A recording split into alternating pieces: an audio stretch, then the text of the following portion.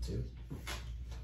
What's up, you guys? Welcome back to the Beers and Barbells podcast. Today I got with us Mark Karaviotis, pro baseball player located out here in Scottsdale, Arizona, and then Ross Reiter, long snapper with the NFL. How you guys doing today? Doing good, Eric. Appreciate you. Today we're going to be trying out the Joy Bus Wow Wheat. It's a wheat IPA, I believe. I'll crack it open. There you go. Give it a try.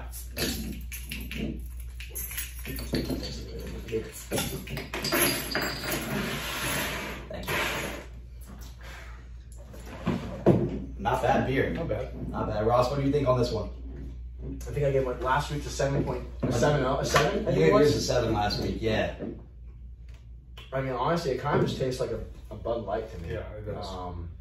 It's no big wave, I'll give you that. Yeah. No, I agree. No big wave. So in terms of like, intimidation factor and wow factor, I'd probably give it at least like a 6. It still tastes good. I drink it. It's That's just a D.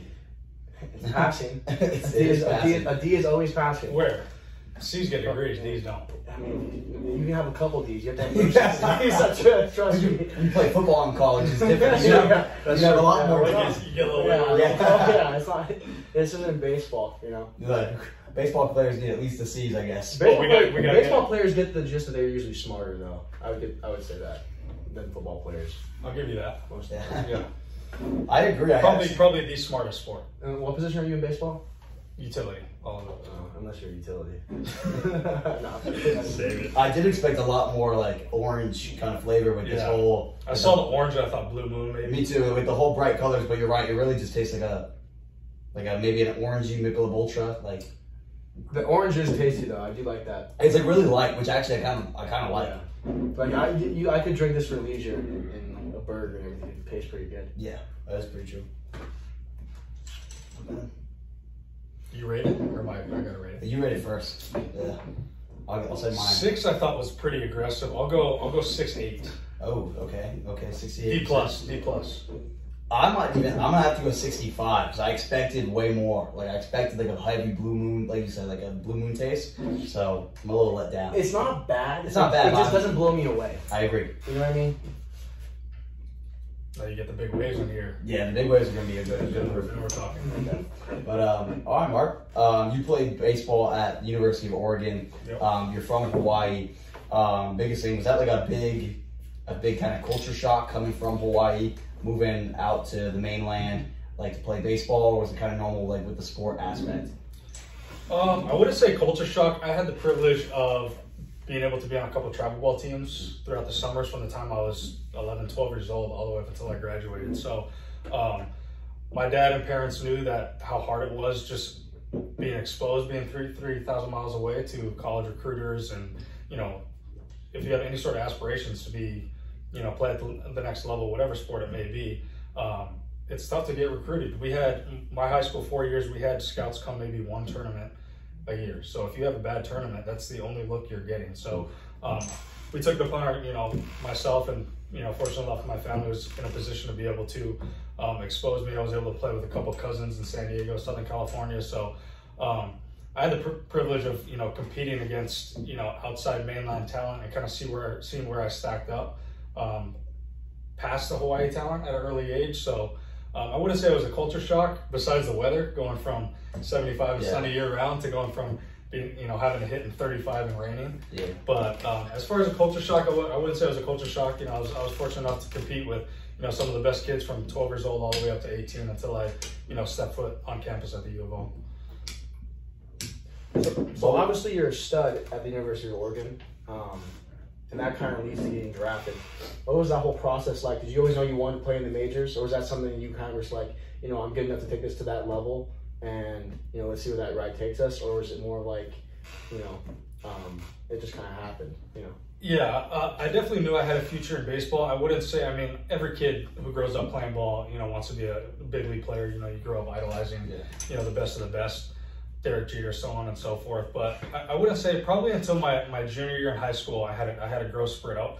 My freshman year, I was 5'6", like 140 pounds. So, I knew I was good, but at the end of the day, like if I was gonna, be undersized, I would know, all the, odds were not in my favor. So I had a big growth spurt. So, once I started getting the letters from college and, the interest, I should say, Yeah. things started to click. Like, wow, you know, it was more of a reassuring factor. Like, you know, I really can do this. I'm, you know, D1 caliber. Let's, you know, here we go, type of thing. Yeah. And you know, Hawaii baseball is probably one of the biggest, you know, competing factors.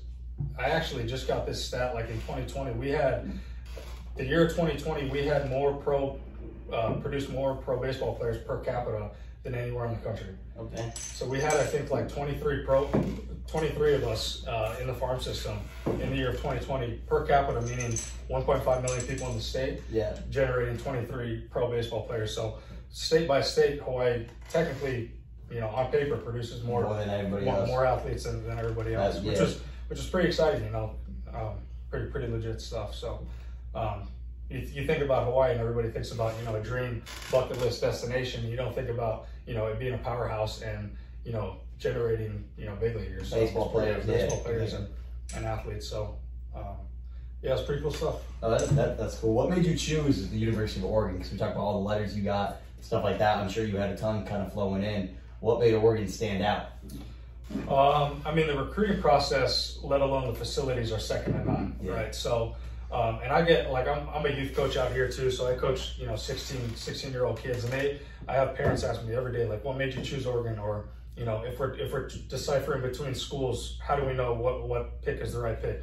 I was blessed enough to have, you know, a handful, 6, 7, 8, 9 Division I offers, right? So at that point, you really get the offers, and my dad and I would sit down and we would say, all right, I was a shortstop coming out of high school. I was being recruited as a shortstop, and half of the schools I was going to had All-American shortstops, underclassmen. So freshman, sophomore, All-Americans. I was going to say, all right, I want to show up to campus. I know I can compete as a freshman right away for a job, but if I'm showing up on campus with an All-American in front of me, I'm either going to get my position moved or I'm going to be on the bench for a couple of years until that kid's drafted. Yeah. So Oregon had a senior shortstop when I was throughout the recruiting process, and I knew, did not sign any other middle infielder, so I knew immediately I could step on campus and have an opportunity, have a, not necessarily a role, but a fair opportunity to compete for a starting job as a freshman. So that's a good way that's a smart way to look at it too. Yeah, so I mean, 17, 18-year-old kid. Yeah, exactly. So I mean, it's all like, you know, playing at a Power 5, whatever, Pac-12, SEC, Big Ten school is great, compelling, but for me, you know, I wanted to make sure I had an opportunity to compete and, you know, really play for 3 years up until my draft year, rather than just, you know, make an impact right away for that program and that organization, rather than, you know, sitting on the bench and having to wait till my draft year in order to get a fair chance of playing. Yeah. So you go on that journey, you stand out, making plays, hitting dingers. Okay. The draft process, what was that like? Stressful, anxious? Were you excited for it? Did you know you were going to get picked up? Did you have a gist of knowing, you know, what teams really liked you? And then kind of your training and everything, how'd you attack that whole process? Yeah, so my draft process was a little bit different. I ended up actually winning the starting role as a freshman. So like week 3, I think I finally, they started a senior, and then week 3, I finally got an opportunity, my first start, and I started the next 60 games in a row my freshman year, and, you know, throughout my sophomore year, junior year, opening weekend, blew out my arm, tore my rotator cuff in my throwing arm, which was my draft year, and I was coming off of a really good summer out of the Cape Cod League, which is like one of the most prestigious summer ball leagues that there is. Basically, all the studs from all around the country have the privilege of going to play out there, entering their draft year. It's a wood bat summer league, so the scouts and the MLB teams kind of get an idea of how you stack up with the, you know, with the wood bat versus metal bat, physicality wise. So I was coming off a really good, decent sophomore year, really good summer campaign. So yeah, the draft was looking up for me. Like I was probably projected within like the 5 to 7 round range. If I stayed healthy, did what I could do defensively, and had a decent offensive year, I would have an opportunity to be probably a day 2 draft guy. Opening weekend, Friday night, we're playing San Diego State. Threw a ball in the hole. Boom, felt my arm go. Nothing crazy, didn't have to get surgery or anything, but it was enough to put me out for the 2.5 months for the college season. So had a medical red shirt, and I was actually, my agent at the time actually was still reaching out to some clubs come draft time, because I was actually cleared, or knew I would get cleared about a week after the draft. Yeah. So I was actually going to a couple pre-draft workouts just for the heck of it, getting cleared, showing them I was healthy. Wasn't really expecting much, didn't have too many expectations because I hadn't played all year. So typically when you don't play all year, they kind of just put you on the back burner. I was really focused on just coming back as a redshirt junior and kind of doing it all over again. But actually I got some interest from the Diamondbacks. I came down here to Chase Field, had a pre-draft workout right before, and they knew I was going to be healthy a couple weeks after the draft. So they said, look, you're obviously not going to get drafted in the slot where you anticipated or where you should be because you didn't play all year. But if we have enough money left over for you, what would it take to sign you? So, I ended up getting a call day 3 in the 19th round, and talked it over with my family, and I was ready to start my pro career, and yeah, here we are. Best decision of my life. So sweet, dude. What was it like being with the Diamondbacks? What was your favorite part, and then maybe least favorite part? Least favorite part, getting released because of COVID. Yeah. No, I'm kidding. But no, I mean it was I have some of my best friends in that organization. Coming up through an organization, rookie ball all the way till AA. Being one level away from the big leagues, and unfortunately not being able to accomplish my childhood dream yet. But being able to just create lifelong friendships and brothers. It's a long season. It's 140 games. It's every other week you're on a 10, 11-hour bus ride. So it's a constant grind. Like people think, oh, you're a professional baseball player. That's awesome. It's great. At the end of the day, I'm playing a kid's game. I wouldn't trade it for the world. But it's a grind, and being able to be surrounded by a good group of dudes that you can call best buds and brothers ultimately make the grind and the process a lot easier. So. But I would say that's just the camaraderie and relationship you create being in a clubhouse. I mean, you've been in a clubhouse your whole life, so in a locker room. So just that camaraderie and relationship's got to be probably the most, beneficial and coolest thing about being an athlete. Okay. Did you do anything specific with your training? Like I've never really been a baseball guy. Mm-hmm. I mean, the most experience I ever had was slow pitch, 5th grade. Yeah. I always thought baseball was the coolest sport. I just was never talented in that area like yourself.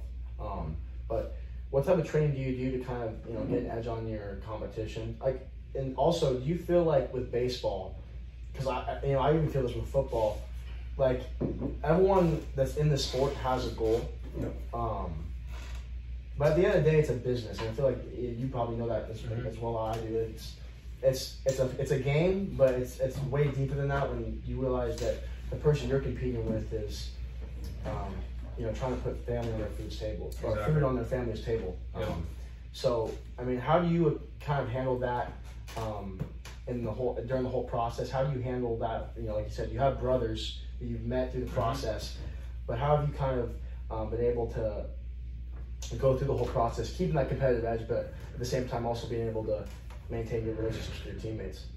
Yeah, I mean, that's a solid question. I mean, you're about to embark on the process of your NFL dream, right? Mm-hmm. So at the end of the day, minor leagues, when I was coming up, you had 7 levels. Now they narrowed it down to 4 after COVID. But at the end of the day, right, you have guys in your position throughout the entire organization that want to be where you're at, or vice versa, you want to be where they're at. So at the end of the day, yeah, you're rooting for your guys, you're rooting for your buddies, and you want them to succeed. But ultimately, selfishly, you have to, play like it's life or death, right? Like my college coach always used to say, train like it's life or death, but then when you step between the lines, you play it like it's a kid's game. So, yeah, I mean, ultimately, between the lines, right, position player-wise, I'm facing that pitcher. He wants to get me out, whether he's got a family or not. He's got a future that he's working towards. So, he's trying to disrupt my timing and get me out. That's his job, and my job is, hopefully 3 times out of 10, I can beat him. And then that eventually gets me advanced to the next level if doing that consistently enough. But no, it's a grind. Like I said, baseball is one of the unique sports where you have to be dialed in and locked in. Anywhere from 17 to 20 days in a row. We're not a sport where we get an off day every other day. We don't. If we have a bad game, that can also be the negative thing about you. You can play on a Sunday or a Saturday or a Friday, have a shitty game, and then you got to wait to the whole next week to redeem yourself. Or you're cut, exactly, or you're cut. Yeah, cutthroat, exactly. Or the beauty of baseball, which can be a beauty and a curse, is if I go 0 for 4, 3 strikeouts, I could be looking at an 8-hour bus trip in front of me through the night, but I still got to wake up and compete the next day and face a guy that's throwing 96 mile an hour with sink and a nasty slider, right, who still wants to get me out. So being able to just flush that when you have a bad game and really move on, which is, it's easier said than done, right? But yeah, that's one of the most, probably the toughest thing is just as a position player is being, you know, just having to stay locked in, you know, not get too high when the highs are high, and when the lows are low, not get too down on yourself too. I think that's one of the most unique things about professional sports. I mean, I'm sure you even see it a bunch with, you know, when guys you train, like, I think that's what the fans and, you know, everyone that loves sports don't really understand about the sports, is it's a business at the end of the day. Like, I think that was, even for me, that was kind of the hardest thing to really, like, adjust and acclimate to, because, yeah, it's fun, yeah, it's your dream to play, but it's so much more than just a game. Like, it's literally a business. Like, grown men, the coaches you're with, everyone in the organization, their livelihood is on the production of you. So it's, once you get that past your head and you realize, I mean, like you said, you're gonna get cut, you get signed, you get cut, that happens. But I don't think fans ever really understood that concept of the sport, which I think is, you know, kind of one of the craziest things to really talk about in terms of, you know, being a professional athlete like yourself. Yeah, exactly. I mean, my thing is, like, if, you know, I've been blessed enough to play, this is, you know, next year will be my 6th professional year, 6th, 7th professional year, one of the two. And I always, you know, I have a 5-year-old, so I look at it as, like, if I have some kids in the stands who might not particularly be there to see me play, but yet they're coming to the game, and if that's the only opportunity that they get to maybe ever see me play, like, I want to forever leave that imprint, basically play the game hard, play the game right. I might not get hit every time, but, you know, hopefully I do. But at the end of the day, they'll say, oh, yeah, Mark, the shortstop or the left fielder, first base, and whatever I'm playing, you know, that given night, play the game hard. Like, you know, that's who I may not want to aspire to be when I grow up, but, you know, basically just to respect me and basically say, oh, that guy plays, you know, he plays hard. Dad, like, he, you know, look at number 24, he's playing hard, he ran hard. You know, he grounded out, he didn't just, you know, Cadillac the first base and just, you know, put his head down and, you know, cuss when he was running down the line. He, you know, ran hard 90 the whole way, you know, through the bag. It is what it is. But no, that's exactly what you said. You know, fans, they don't understand it, but, you know, at the end of the day, they're there to watch us entertain them. So, you know, that's our job, to be able to not only provide and compete, you know, because it is our job, but to entertain and put on a show for them. So that's where pro sports gets it's a tough rap. You know what I mean? Yep. Like you said, it's an entertainment business, but you're people. Like, you're the same as them day in, day out. Like, your daily job is this. If your job's on the line, like, yeah, you're going to be stressed. And my biggest thing is when I watch fans heckle, like, heckle teams, heckle players. It's just like, they don't get how much these players go through on a day-to-day basis. No doubt. The heckling's fun, though. I mean, I play left field. I played a lot of outfield last year, and we got guys in the outfield bleachers chirping at you and whatnot. So, I mean, it's fun. It keeps the game entertaining. It can be boring out in the outfield, especially if your pitcher's doing good. If your pitcher's doing bad, then, you know, you're running to the fence like it's a damn track meet. But, you know, if your pitcher's locked in, dialed in, you know, you can kind of count on the fans to chat, you know, give you some good chatter, give you some good, you know, heckle you a little bit here and there. But yeah, as long as it's not personal, as long as they're not going for the knees and, you know, being too ridiculous, I'm all for the heckle. Well, what's the funnest thing you ever had a fan heckle you and say? Was it about the chin? A lot of them, when you get the young kids and the frat kids up there, I mean, they'll have your Instagram out. Yeah. So they'll be looking at pictures from, you know, of your mom, of your girlfriend, of your wife, of whatever you want to be, and they'll just be roasting you with your Instagram pulled up, like showing it to you. Exactly, showing it to you. Blah blah. Yeah. Yep. So that's got to be the funny thing. You'll hear something back there. A lot of fan bases do that. I remember one time we played at Utah State, and we're wearing all white, and their fans, like, you know, they're great, but they're the nicest fans, but also the most passive aggressive fans. Yeah. And one of them just goes, "Yeah, number 86 has sex with his shirt on," and I'm like. I mean, my boys on the team are all laughing at me. Like, they're laughing at me when, you know, it's all good fun. That's one of the funnest things about sports, though. Like, I feel like every athlete, I mean, like, you see, there's different types of heckling. Like, I know you saw the Chris Paul with that kid pushing his mom. That's different. I mean, that's a whole different type of. I mean, I wouldn't stand for that personally. I mean, I'd be pissed just like him. Yeah, exactly. On a more serious note, I want to ask you.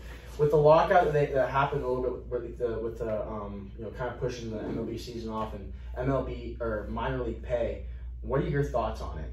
I've always wanted to ask a professional player, like, what are his true thoughts on, you know, that whole subject, if you don't mind me asking? It's probably one of the most egregious things that I can think of. It's absolutely terrible.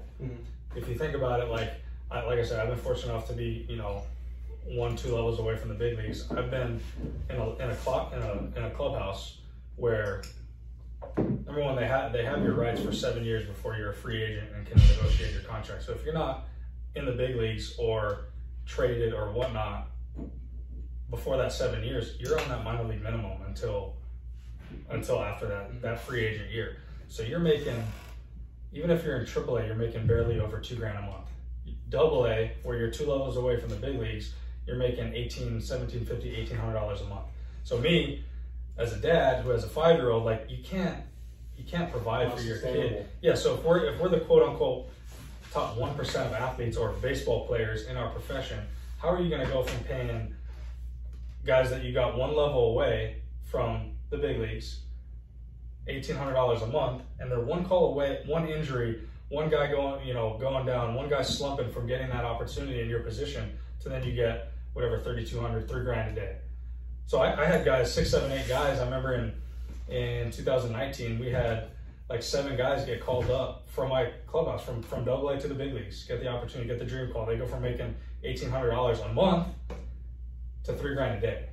Like there's just no other gap or no other profession in this world where you can that big of a gap, that big of a gap to where you can get essentially one promotion, 1 phone call, and go from making $1,800 to whatever, $3,000 times 30 days, whatever that. I think that whole thing is a crazy topic. I mean, we see the thing with like the USFL and the NFL. Now the USFL is not getting paid nearly as much as guys in the league, but definitely more than what people are making in the minor leagues. Yeah, much more in terms of baseball. Yeah. So I've always wanted to ask a professional baseball player what were his thoughts on the whole minor league, because I've had some people, I've known people that have been in it and they said it's extremely hard.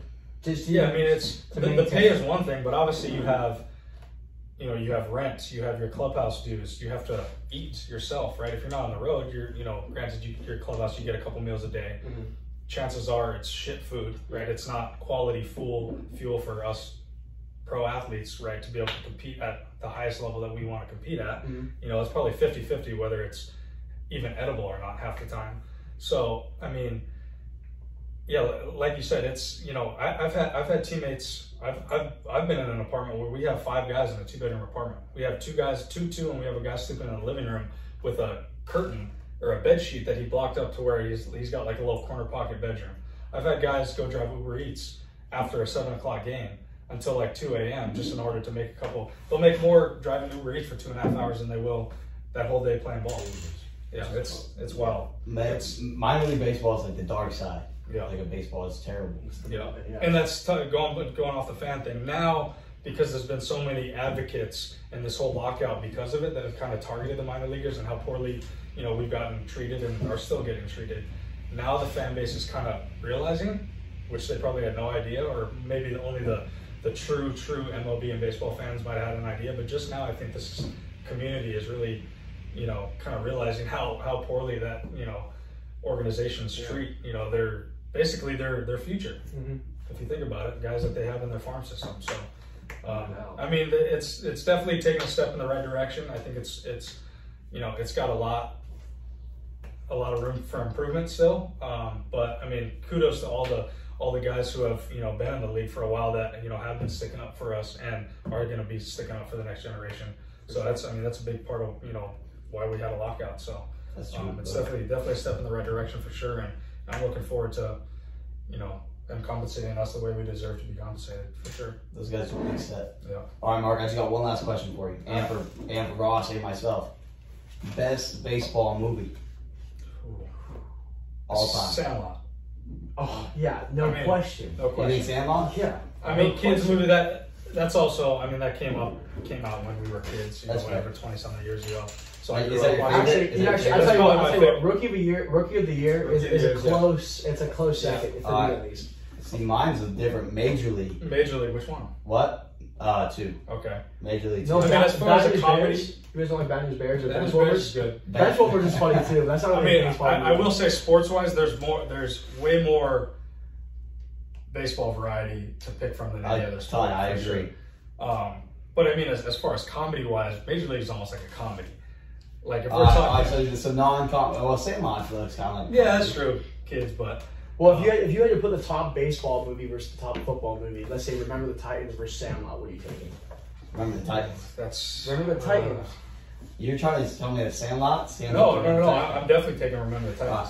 But I feel like a movie you put up against Remember the Titans for baseball, it's got to be. Yeah, it can't be a bunch of kids in a Badgers Bears.